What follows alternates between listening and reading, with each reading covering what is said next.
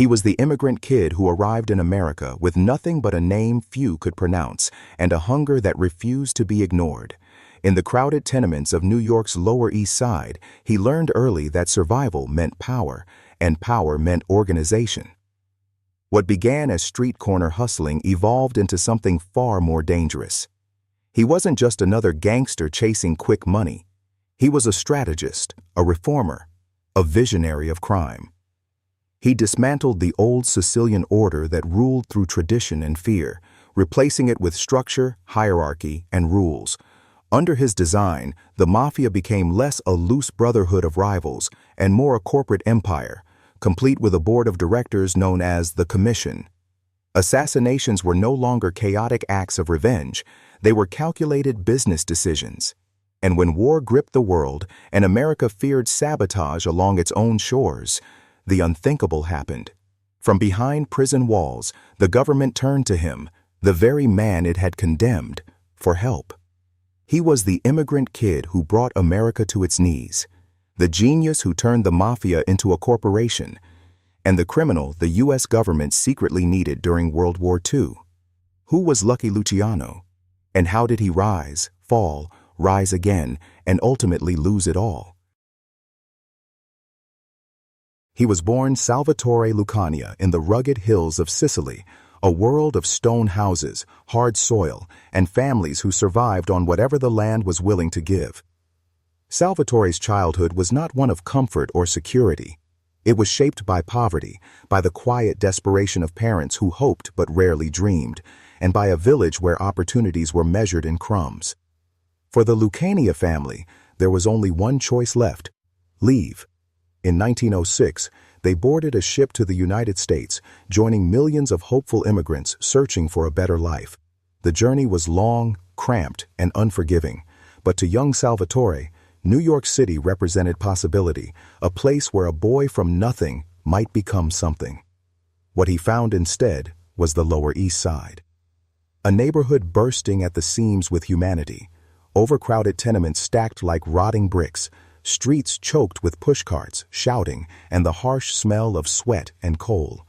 Children ran wild, not out of mischief but survival. And for Salvatore, school was a luxury his family simply couldn't afford. He dropped out early, not because he wanted to, but because life demanded it. It wasn't long before the streets became his education. He picked up whatever work he could, shining shoes, carrying goods, odd jobs that paid pennies.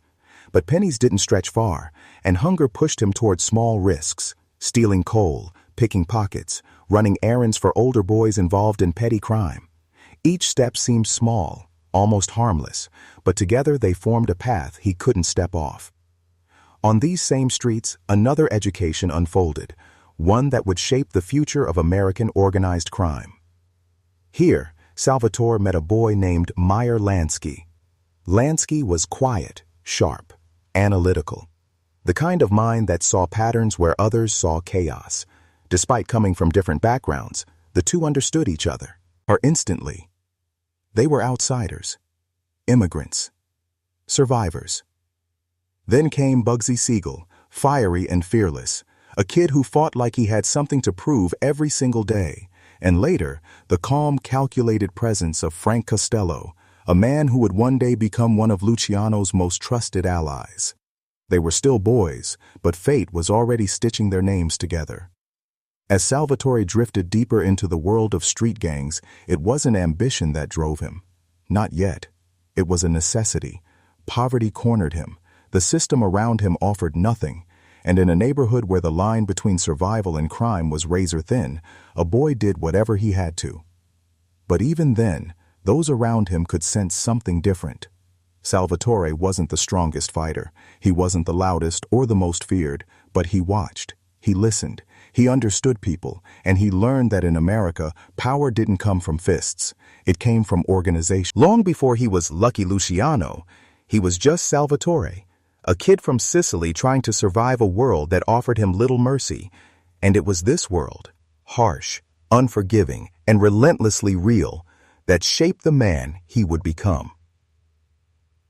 By the early 1920s, Prohibition had transformed New York City into one of the most lucrative black markets in the world. What had once been dusty backroom smuggling operations suddenly exploded into multi-million-dollar enterprises. Bars shuttered overnight, only to reopen as hidden speakeasies fueled by illegal liquor flowing in from Canada, the Caribbean, and secret underground stills. Petty gangs that once fought over street corners were now battling over supply lines, distribution routes, and political protection. Organized crime wasn't just rising, it was evolving, fast. And into this world stepped a young Salvatore Charlie Luciano. Still carving out a place for himself, Luciano aligned with the powerful crew of Joe Masseria, one of the most feared mafia bosses in New York. Masseria valued loyalty over innovation, tradition over change, but Luciano brought something entirely new to the table, a strategic, modern mind. Where the old bosses saw ethnic boundaries, Luciano saw opportunity. He believed the future of organized crime wasn't in Sicilians versus Neapolitans, or Italians versus everyone else. It was in cooperation, in building an underworld that worked like a corporation rather than a feudal clan. This thinking led him to form powerful alliances with Jewish and Irish gangsters, something unheard of in the old Sicilian order. Men like Meyer Lansky, Bugsy Siegel, and Arnold Rothstein became not just associates, but partners. Together, they built high-level bootlegging networks that stretched across the eastern seaboard. Luciano handled diplomacy and strategy, Lansky handled the numbers, and Siegel ensured muscle and enforcement. Truckloads of whiskey crossed borders. Cargo ships slipped into ports under the cover of darkness. Police precincts, judges, and local politicians were quietly paid off. Money poured in, far more than the old-school bosses had ever imagined possible. Luciano was becoming indispensable, but the more he grew, the more dangerous the world around him became. In 1929, that danger struck. Luciano was abducted at gunpoint, thrown into a car, beaten nearly to death, stabbed repeatedly, and left on a Staten Island beach to die. To this day, no one knows exactly who ordered the attack. Some say Masseria's enemies wanted to send a message. Others believe the old Sicilian guard wanted to punish him for working with outsiders, but Luciano survived. Barely. When he staggered back into the underworld days later, bruised, swollen, and stitched together, the legend was born. The newspapers caught on, the streets repeated it, and soon everyone was calling him lucky. Surviving that brutal torture wasn't just a miracle. It was a warning shot. Luciano was rising too fast, thinking too differently, and threatening too many people. But this near-death experience didn't break him. It sharpened him. If anything, the kidnapping convinced Luciano that the mafia needed to evolve or die. The old way of doing things, ethnic divisions, blind loyalty, ancient grudges, would destroy them all. The new era required structure, alliances, and a vision that reached beyond the traditions carried from Sicily. This belief set him on a collision course with the very men who claimed to be his allies. Because as Luciano expanded his influence, the old bosses watched with growing suspicion. They saw his partnerships with Jewish and Irish criminals as sacrilege. They saw his ambition as betrayal. And they saw his survival as a sign he was destined for something bigger, something dangerous. The underworld was changing, the money was growing, the violence was escalating, and the two worlds, the old mafia and the new American generation, were about to clash head-on. The old mafia bosses hated change, and Luciano was about to challenge all of them. By the late 1920s, the criminal underworld of New York City was a powder keg waiting to explode. Bootlegging had made gangsters rich, powerful, and dangerously ambitious. Yet behind the wealth and the roaring nightlife lay fractures, deep, old-world fractures between those who clung to tradition and those ready to embrace change. These traditionalists were known as the Mustache Petes, old-school Sicilian bosses who believed the mafia should remain strictly Sicilian, governed by the customs of the old country. They distrusted outsiders, despised innovation, and viewed business partnerships across ethnic lines as betrayal. Their world was carved in stone, rigid, slow, and bound by ancient rules. But a younger generation, born or raised in America, saw a different future. and at the center of this new wave stood Charlie "Lucky" Luciano. Luciano had tasted the power of cooperation. He had seen how alliances with Jews, Irishmen, and Italians alike made business bigger, faster, and more profitable than the Mustache Pete's could imagine. To Luciano, the underworld was evolving, and the mafia had to evolve with it. Yet his own boss, Joe Masseria, clung tightly to the past. Masseria was a man of superstition and iron control. He demanded loyalty, tribute, and obedience. He insisted all decisions pass through him, even if it slowed business or provoked conflict. His leadership was rooted not in vision, but fear. And as Luciano's influence grew, Masseria's suspicion grew with it. Across the city, another force was rising. Salvatore Maranzano, a rival Sicilian boss from Castellammarese del Golfo.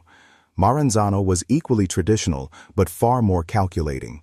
He viewed himself as a Roman emperor reborn, organized, disciplined, and destined to rule all of New York's underworld. Masseria and Maranzano were on a collision course, and everyone knew it. Rumors of war whispered through the Bay and back rooms of Manhattan. Soldiers vanished. Enforcers switched sides. Meetings were held in dimly lit restaurants where men spoke in coded phrases. A storm was forming, one that would soon engulf every mafia family in the city. Caught between these two giants stood Luciano. He owed Masseria loyalty, at least by old Sicilian tradition. But Masseria's stubbornness was suffocating their operations. He refused to modernize, refused to share power, refused to work with other ethnic groups. Luciano could see it clearly. Under Masseria's rule, the mafia would destroy itself through outdated thinking. Maranzano, meanwhile, seemed willing to entertain new ideas, at least on the surface. He respected Luciano's intelligence, his alliances, his ability to generate wealth. But Maranzano also had ambitions of absolute power. If he won the coming conflict, he would attempt to crown himself boss of bosses, reviving a title that would make every other mafia leader his subordinate. Luciano understood the stakes. If he stayed loyal to Masseria, he risked going down with a sinking ship.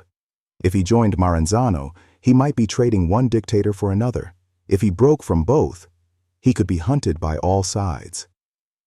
The city grew quieter, tenser. Murders increased, bodies found in alleys, cars bombed, allies turned enemies overnight. New York was no longer a battleground. It was a chessboard, and every move carried the weight of life and death. And in the middle stood a man trying to decide the future of organized crime. Luciano's dilemma was no longer just a choice of loyalty. It was a choice of destiny. The tension was unbearable, the stakes unprecedented.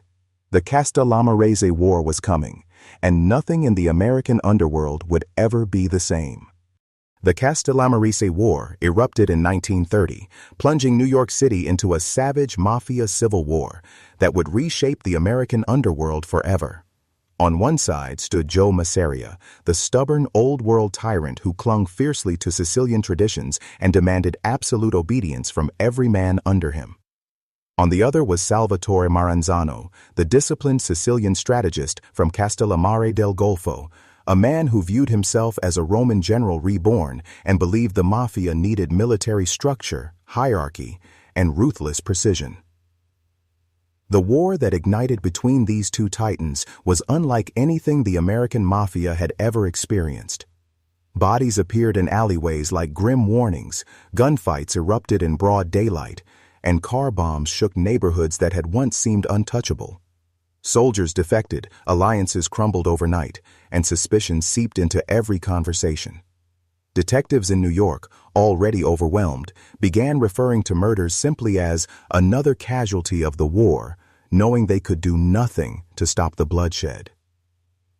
Inside Masseria's camp, fear and paranoia tightened like a vice. He grew erratic, mistrustful, convinced that traitors surrounded him, even the young man he had groomed for power, Lucky Luciano.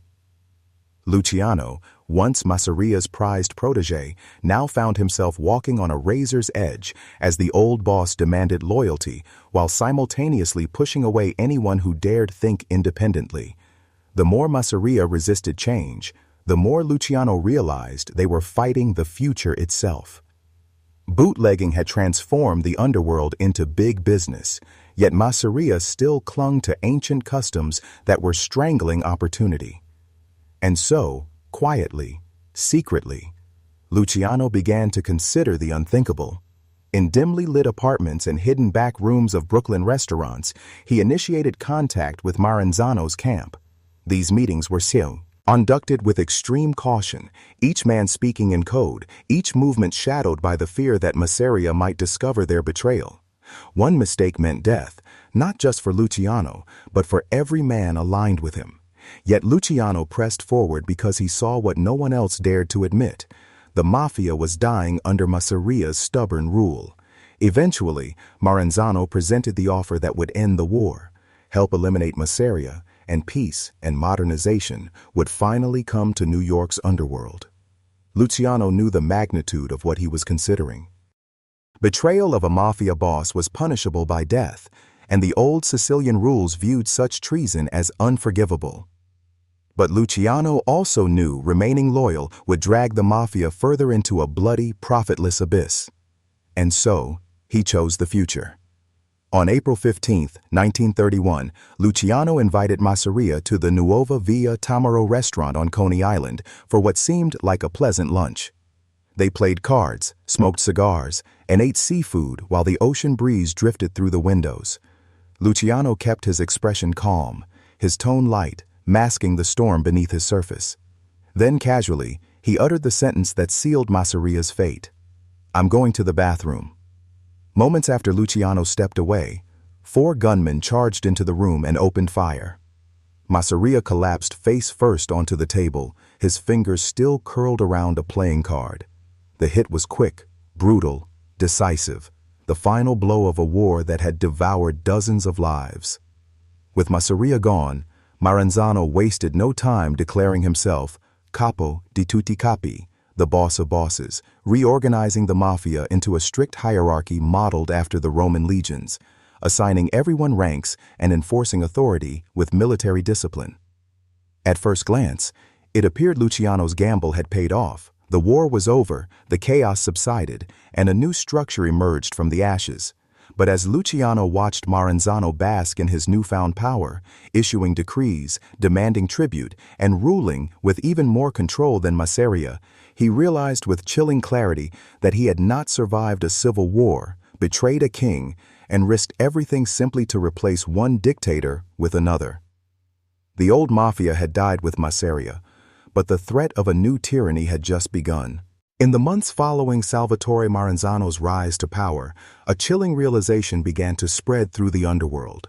The new boss of bosses was far more dangerous than the one who came before him. Maranzano had reorganized the mafia into a rigid hierarchy modeled after the Roman legions, with himself perched at the very top as a kind of emperor. But for all his discipline and intelligence, he was fatally paranoid. And nothing fed that paranoia more than the sharp, ambitious mind of Lucky Luciano. Maranzano admired Luciano's modern business approach, but he also feared it. He saw Luciano's alliances with Jews and Irishmen as heresy, his growing influence as a threat, and his forward-thinking vision as a challenge to Sicilian supremacy. Quietly, behind polished office doors and guarded meetings, Maranzano began crafting a plan. Luciano, he believed, had to die. He ordered trusted assassins to eliminate Luciano and his closest allies, Meyer Lansky, Bugsy Siegel, and Frank Costello, in one coordinated strike. The message would be clear. Maranzano alone ruled New York's underworld. But Maranzano made one grave mistake. He underestimated Luciano's intelligence network. Whispers reached Luciano through informants close to Maranzano. A hit was coming. It would be sudden, brutal, and absolute. For Luciano, the realization was both terrifying and clarifying. The time for caution had passed. The time for decisive action had come. Luciano understood something fundamental. You cannot negotiate with a man who sees you as a threat to eliminate. And so, instead of waiting for death to find him, he would deliver it first.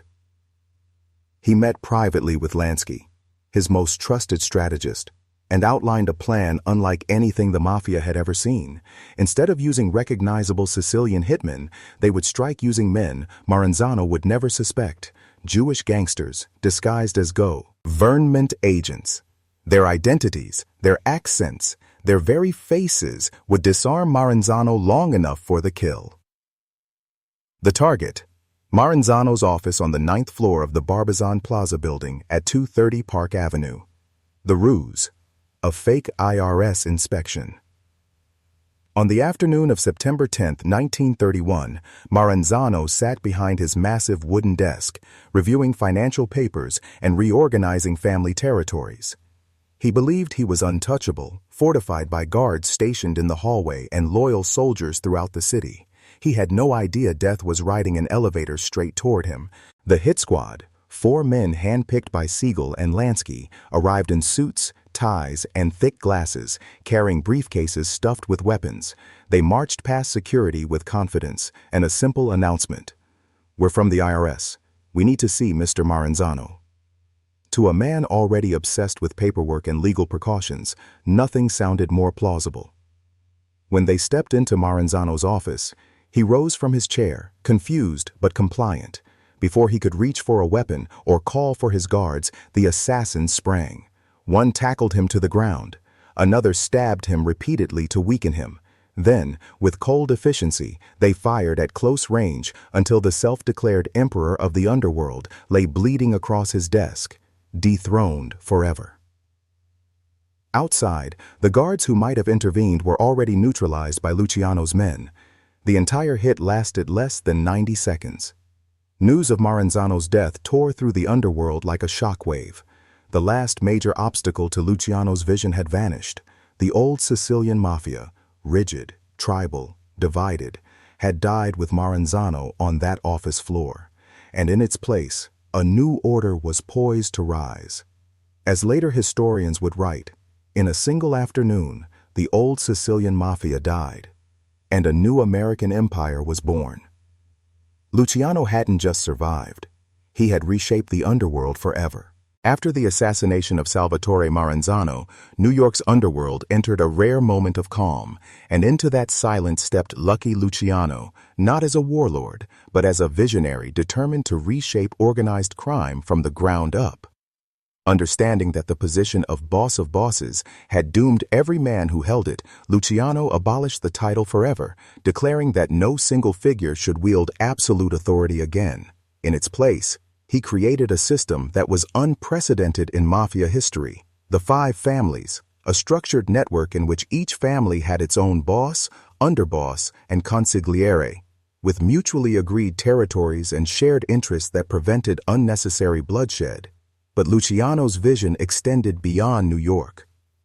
With the help of his 2 closest thinkers, Meyer Lansky, the financial strategist, and Frank Costello, the master of political influence, he established the Commission, a national criminal congress that included major mafia leaders from Chicago, Buffalo, Cleveland, Detroit, and other rising strongholds.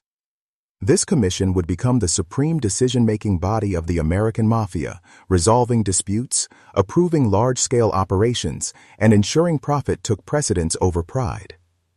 Under Luciano's leadership, the Mafia transformed from a scattered collection of violent clans into a modern corporation with diversified revenue streams, gambling operations ranging from Harlem numbers rackets to high-stakes casinos, deep infiltration of labor unions that gave them leverage at docks, construction sites, and even Hollywood studios, a tightly managed prostitution network that operated like a chain of businesses, repurposed bootlegging routes that continued making money long after Prohibition's repeal, an expansion to the West Coast where Luciano's alliances helped lay the foundations of the Las Vegas casino empire. Money moved efficiently, territory was logically divided, and disputes were mediated through business logic rather than violence. Luciano wasn't just maintaining the Mafia, he was engineering an entire system, constructing an underworld that functioned like a corporation and governed itself like a shadow nation. By the early 1930s, he stood at the height of his power, flanked by Lansky's cold brilliance and Costello's political finesse, the three forming the intellectual core of a criminal machine the old Sicilian bosses could never have imagined. Luciano had taken a world of tradition-bound tribal warfare and transformed it into an enterprise driven by strategy, innovation, and structure. He was no longer merely a gangster, he had become the architect of modern organized crime, creating an empire that stretched from New York's crowded streets to the glittering lights of the West Coast, and in doing so, he rewrote the rules of the American underworld forever. By the mid-1930s, the American Mafia had never been stronger, but its growing power had drawn the attention of a young, relentless prosecutor who was determined to tear it down. Thomas E. Dewey, energetic, ambitious, and fiercely moral, made it his personal mission to dismantle organized crime in New York City. He had already taken down bootleggers, racketeers, and mid-level bosses. Now, he set his sights on the man at the top, Lucky Luciano. Dewey understood that Luciano was no ordinary gangster. He was the architect of a national criminal empire, and to capture him, Dewey needed a strategy as bold as the man himself. He found his opening in an unexpected place: prostitution. Dewey's investigators launched midnight raids on brothels across Manhattan, rounding up madams, pimps, and frightened young women. Many refused to speak at first. The mafia's reputation for retaliation was legendary, but Dewey was patient and ruthless. He offered protection, anonymity, and plea deals to anyone willing to testify. Slowly, fear gave way to desperation. Witnesses whispered about a network of brothels paying tribute to Luciano's men, about a system of collectors who delivered envelopes of cash, about threats that came when payments were late. Dewey shaped these testimonies into a narrative he could sell to the public. Lucky Luciano, America's most powerful gangster, was secretly running a prostitution empire. Newspapers devoured the story. Headlines screamed accusations. The public, already uneasy about crime, rallied behind Dewey. And in April 1936, Luciano was arrested in a dramatic operation that made front-page news nationwide. Whether the charges were exaggerated or even partially fabricated didn't matter. The courtroom had already turned into a stage, and Dewey was the star performer. The trial became one of the most sensational in New York's history. Women who had worked in brothels took the stand, trembling as they described threats from enforcers they had never seen but always feared. Dewey painted Luciano as a shadowy puppeteer controlling hundreds of sex workers through a vast network of middlemen. Luciano's defense insisted it was all lies, that he had never met these witnesses, that he had no reason to involve himself in such a chaotic, low-profit business. But the public had made up its mind, and so had the jury. After weeks of testimony, arguments, and constant press coverage, Luciano was convicted on 62 counts of compulsory prostitution. The judge delivered a crushing sentence, 30 to 50 years in state prison. The man who had built an empire through intellect, diplomacy, and innovation now found himself shackled, surrounded by reporters shouting questions he no longer bothered to answer. His reign was over. The king had been dethroned. Luciano was transferred to Clinton Correctional Facility, an isolated fortress in upstate New York known as Little Siberia. Behind its cold stone walls, he went from the most powerful mob boss in America to inmate number 92168. Days blended into nights, and nights into months. He paced the yard, stared at the mountains beyond the wire fences, and wondered how a man who once controlled a national syndicate now controlled nothing at all. Yet the true tragedy wasn't simply his imprisonment, it was watching his empire continue without him. The commission still met. The five families still operated. Deals were made, money flowed, alliances shifted. The machine he built kept moving, indifferent to the absence of its creator. For the first time in his life, Luciano felt powerless, irrelevant, forgotten. From his cell, he could only watch as the underworld he engineered marched forward without him. The king was no longer in his castle. He was locked in a frozen prison, staring at a future he no longer controlled. By the early 1940s, the world had plunged into the chaos of World War II, and even the distant island of Manhattan felt the tremors. German U-boats prowled the Atlantic, striking American supply ships with deadly precision. The U.S. Navy feared something even worse: Axis saboteurs slipping into New York Harbor, the heart of American logistics, and crippling the war effort from within. The docks were massive, busy, and dangerously vulnerable. Cargo ships came and went at all hours. Thousands of longshoremen wandered freely, and unguarded warehouses lined the waterfront like open invitations. Federal authorities knew one thing for certain: if the enemy wanted to sabotage America's war machine, there was no better target than the New York docks. But the Navy also knew something else, something they would never admit publicly. They did not control the docks. The Mafia did. For decades, the waterfront had been the domain of the mob. Every shipment unloaded, every cargo crate moved, every worker hired or fired flowed through the quiet influence of organized crime. And now, in a moment of crisis, Washington officials found themselves contemplating the unthinkable. If they wanted to secure the docks, they needed the help of America's most powerful criminal, Lucky Luciano. There was just one problem. Luciano was locked inside Clinton Correctional Facility, serving a 50-year sentence. Still, desperation makes strange allies. In 1942, Navy intelligence officers made a discreet journey to the icy fortress of Dannemora. They requested a confidential meeting with Luciano. No press, no records, no witnesses. The government needed him. American lives depended on it. And Luciano, sitting across from them in his prison uniform, listened in calm silence as they explained the situation. German spies were suspected of infiltrating the docks. The Navy couldn't distinguish loyal longshoremen from foreign agents. Morale was crumbling. Panic was spreading. The waterfront was a ticking time bomb. Luciano didn't hesitate. Despite everything, his arrest, his trial, his humiliation, he was still an American immigrant who understood what fascism meant. And he was a pragmatist. Cooperation meant leverage. Cooperation meant hope. He agreed. Under the codename Operation Underworld, the U.S. government secretly authorized the Mafia to secure New York Harbor. Luciano used his influence from behind bars, coordinating through trusted intermediaries like Meyer Lansky and Frank Costello. Overnight, Mafia soldiers and loyal dock workers became unofficial guardians of the waterfront. Union stewards were instructed to report suspicious behavior. Warehouse doors were locked down. Patrols increased. No one stepped onto the piers without being recognized, and if they weren't recognized, they were removed quietly and efficiently. Sabotage attempts vanished. No more fires, no more thefts, no more unexplained accidents.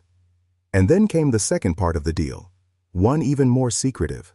Before the Allies invaded Sicily in 1943, U.S. intelligence sought help understanding the island's landscape, political structure, and local networks. Again, they turned to Luciano. His connections in Sicily, both criminal and civilian, provided local knowledge the military desperately needed. According to later accounts, his associates helped ensure smoother landings, reduced resistance, and improved communication in the early stages of the invasion. It was an alliance that would have been unimaginable just a few years earlier, the U.S. government relying on the Mafia to win a war. And when the smoke cleared and victory in Sicily was declared, a quiet discussion began inside the governor's mansion and Justice Department offices.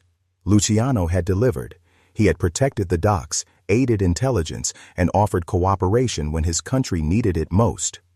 In 1946, New York Governor Thomas Dewey, the very man who once prosecuted him, commuted Luciano's sentence. But freedom came with a price. Luciano would walk out of prison, but not back into America. He was deported to Italy, exiled from the empire he had built. The deal had saved his life. It had reshaped his legacy, but it also ended his American story forever. When Lucky Luciano stepped out of prison in 1946, he wasn't stepping into freedom, he was stepping into exile. Under the terms of his commutation, the United States forced him onto a ship and sent him across the Atlantic to Naples, the city he had left as a child. He arrived with a suitcase, a few suits, and the bitter knowledge that he could never again set foot in the country where he had built his empire. The streets of Naples were narrow and sun-washed, filled with the sounds of vendors shouting and scooters rattling down cobblestone alleys. But to Luciano, the city felt strangely hollow, both familiar and foreign, like returning to a dream he barely remembered. This was not the America he had ruled. This was not the New York skyline he had conquered. This was not home. Yet even in exile, Luciano couldn't stop being who he was. From a modest apartment overlooking the bay, he tried to maintain influence over the American Mafia. Letters were sent. Messages were passed discreetly through visitors. Meetings were arranged with men who still respected him. In hotels and cafes, he gave advice, issued warnings, and tried to stay relevant in an underworld that was evolving without him. But it was impossible to control a kingdom from across an ocean. The commission no longer answered to him. Younger bosses with new ambitions had replaced the old guard. Luciano had gone from architect to afterthought. Meanwhile, the Italian and American authorities watched him like a hawk. They suspected that Luciano, even in exile, had a hand in the international heroin trade, which funneled drugs from the Middle East through Italy and Cuba before reaching the United States. Some accusations were exaggerated, others rooted in truth. Luciano denied everything, insisting he was a retired man living quietly. But every time a new shipment was intercepted, every time a rumor spread, both governments blamed him. To them, he wasn't a reformed exile. He was the shadow pulling strings from afar. Hoping to reclaim some piece of his old life, Luciano repeatedly begged American officials to allow him to return to New York City, even temporarily. Each request was rejected without hesitation. The Justice Department made it clear: Lucky Luciano would never again set foot in the United States. The country he had shaped, defended during wartime, and dominated for decades had closed its doors to him forever. The weight of that rejection broke something in him. By the early 1960s, Luciano was a tired man. He spent his days wandering the streets of Naples, standing at the harbor watching ships depart for America, imagining the life he lost. Friends said he carried a small notebook, of New York addresses, as if hoping that one day he might dial a familiar number and hear a familiar voice. But time had moved on. The men he once ruled now controlled their own empires. The city he loved had forgotten him. On January 26, 1962, Luciano went to meet a film producer at the Naples International Airport, hoping to discuss a movie based on his life. He arrived early, as he often did, pacing the terminal with nervous energy. He watched planes take off, planes headed to Rome, London, and yes, New York. He stared at each one as if it carried a piece of his soul. Moments later, he collapsed and died of a heart attack on the spot. In the end, the man who built a criminal empire, who ruled New York from the shadows, who reshaped the mafia into a national corporation, died alone on foreign soil, watching planes fly toward the city he loved but could never return to. He built an empire in America, but died in exile, longing for a skyline he would never see again. In the years after Lucky Luciano's exile and death, the world he built did not simply disappear. It continued to breathe, to evolve, to spread its influence in ways even he might never have imagined. The 5 families he created in New York City still exist today. Their names, their territories, their structures, so much of it remains intact, echoing the blueprint Luciano drew nearly a century ago. Even after decades of arrests, federal crackdowns, and changing times, the system he designed proved remarkably resilient. It was built not on chaos, but on order. Not on blind loyalty, but on balance and shared power. And then there was the Commission, his most revolutionary idea. It became more than a governing body for New York. It became a model for organized crime across the United States and, eventually, across the world. From Chicago to Las Vegas, from Sicily to South America, the concept of a criminal board of directors spread like wildfire.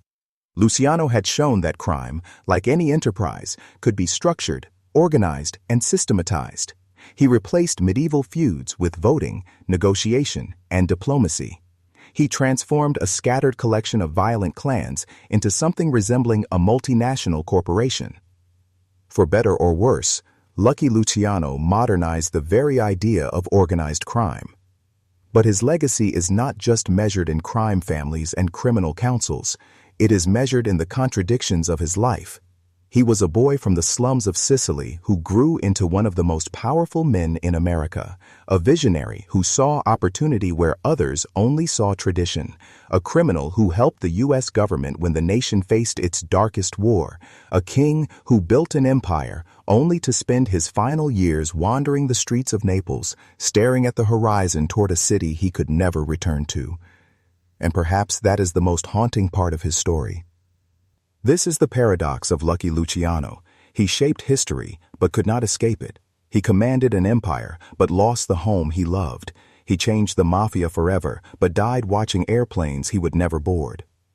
Lucky Luciano rose from a poor immigrant child to the most influential criminal America ever produced. His empire crumbled, his freedom was taken, and he died far from home. But the system he built still casts a long shadow over the underworld today.